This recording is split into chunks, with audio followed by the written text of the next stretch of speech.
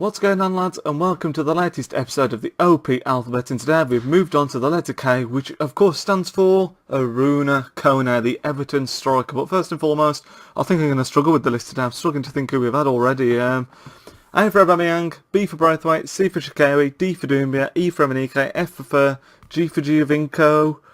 Oh god, I'm stuck. It's gone, lads. I think the run's over. I can't remember what H was for. It's completely gone. It wasn't Hernandez. It was needed. Hernandez! Javier Hernandez. It still goes. I for Barbo. J for... Oh, God, that was the last one. What was J? J. Jimenez. And K for Kone. My God, that was the sketchiest one so far. Jesus Christ, I struggled there. But, I'm going to let that as a pass. I got there eventually. We got there eventually. This is the team I was playing with anyway, with the Kone team. A standard Premier League team in the 4-3-2-1. A few players that you'll recognise in here. I'm sure we've got Wojciech Szczesny's in-form card in goal. One of the better goalkeepers in the Premier League in my opinion. Solid as ever. In defence, we've got Azpilicueta, who I tried for the first time. I've used him a couple of times since he was okay. He was pretty decent actually. He was better than okay. He was strong. He was physical, felt a lot better than 76, and he definitely did the job at the back. A new high we've all... of course, become accustomed to now, a bit of a firm favourite with me. Koscielny as well, another one I've used a couple of times, and he's very, very strong. I used Debussy for the first time, wasn't too impressed with him to be honest. He's physical, now he's physical 78, and Azpilicueta is 76, but Azpilicueta feels so much stronger than Debussy, it's crazy. To me, he just seems to be bullied off the ball a lot, especially for a defender, but 3 centimetres of Man City, and he said quartet than that before, wasn't it, obviously. We've got Fernandinho, who I used to, I did originally try instead of Fernando, when I very, very first bought him this season, but I still prefer Fernando over him. You can see there he's one of my favourite CDMs on the game, as you all know by now. Fernandinho, though, did do a decent job this time. His pace is definitely needed in the centre of midfield because Lampard and Fernando are both not too quick, obviously, and he did do the job well there. Frank Lampard is the centre of the three, and he is so good. You can see I played 9 games with him, and he scored 6 goals. It's ridiculous. He should be a candidate for bloody the next letter L in the alphabet, but I don't think it will be him. But for 46 pace, and if you look past that, his dribbling's alright, his shooting's great at 84, and his passing's good at 83.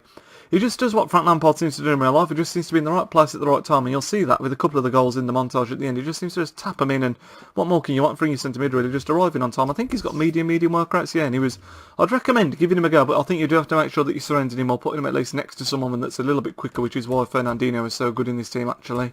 Front 3 on the right hand side, we use Hatem Ben Arfa again. I've used him before.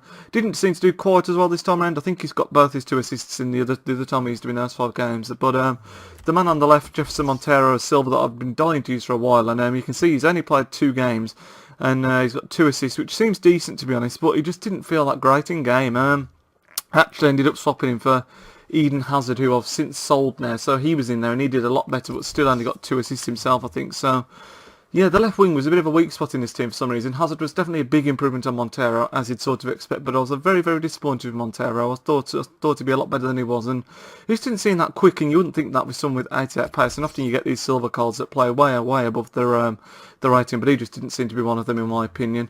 But then up top we've got the main man, Kone, 5 games, 7 goals and 1 assist.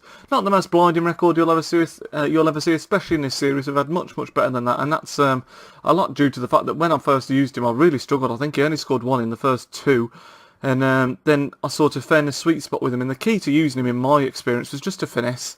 Finesse seemed to be really good when you throw on goal. A lot of the players you'll find you have to just hold them big, smash it in, top corner, it'll go with some of these OP players. But no, Kone was one that wasn't working for me, and I did have to try and use the finesse a bit more towards the end. It did seem to pay dividends in the long run. If you look at his stats, 81 pace, which has been nerfed a lot since last year, it's not the greatest, but with his 4-star skill moves and 4-star weak foot, it isn't too bad. He's got decent dribbling at 76, 75 shooting's good, and 73 physical's good as well. He seems very strong in the area in my opinion, and despite the fact he's only got 76 dribbling, you'll see from a couple of the goals, he seemed to hold off the defenders and keep the ball close to his feet with his good dribbling and decent physical, and that led to him just managing to get the shot away and scoring the goal a lot of the time. He's 6 foot, so he's not a small lad, and like I say, a couple of his goals were headers if I remember correctly, and he's a bit of an all-rounder in my opinion, not as much as Jimenez, who was in the last episode, but I think if he had a little bit more pace, he'd really be up there. But because he's only got the 81, you do have to try and, like I say, use that strength in dribbling just to get away from the defender. And then if you can just get the shot away after you've got the half a yard, he can work well for you. But he's definitely not as strong as he was in the last couple of FIFAs. But he's still very, very good. And particularly when you look that you're picking him up for 400 coins, you can't really go too far wrong, I don't think. Maybe it was the system I was playing in. Perhaps he'd do a bit better if he's with a strike partner that he could do the 1-2 with. But he ended up being a bit on his own a lot of the time because of Ben Arthur's poor work rates. I think he's got high-low, hasn't he? Yeah, medium-low. And then Montero just being able to get in the game. He ended up being a bit isolated. And you'll see with a lot of the goals, it's him just running through on his own. And it shows that he can do it. And perhaps this just wasn't the right system for it. But he still felt good. He's definitely still OP, just not as much as in the last year. But this is the team I went with, as I've just shown you. If I was going to change anything, I'd perhaps put someone with a bit more pace in instead of Fernando here. He was really good again, but Lampard, like I said, did get a bit isolated at times. But it was a pretty cheap team, actually, in a whole. This is, if you take out the informed Chesney, which I got for 23.5k, and that was a long, long time ago. Everyone else in this team is below 3k off the top of my head, if I'm not mistaken. So it's a really cheap team, and it played quite well, it has to be said. But like I said, I'd just perhaps get a bit more pace in the middle of the park, and then I'd swap the two wingers as well, and then it'd help perhaps give Kone a bit more support. So like I say, you might just need a different formation with him, but still, as I said before, for 400 coins, 5 games and 7 goals, it's not a bad return at all, and that is going to be K done and dusted. Now, before we carry on, today I'm recording this, it is Saturday. The next video will be going up on Monday, then the Wednesday will be Christmas Eve, so it'll probably be this video. There'll be a squad builder which I'm working on, which will come out on Monday, and then there'll be a Leicester City career mode on the Wednesday.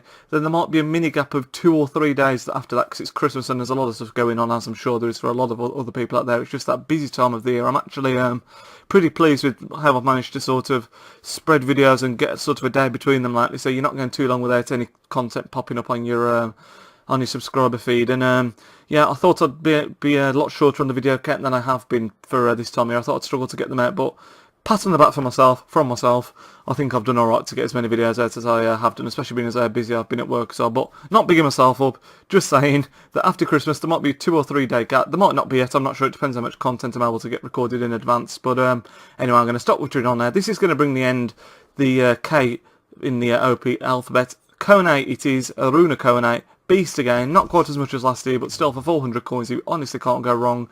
Roll the goals, everybody, and I'll speak to you all in the next video. Ninja out.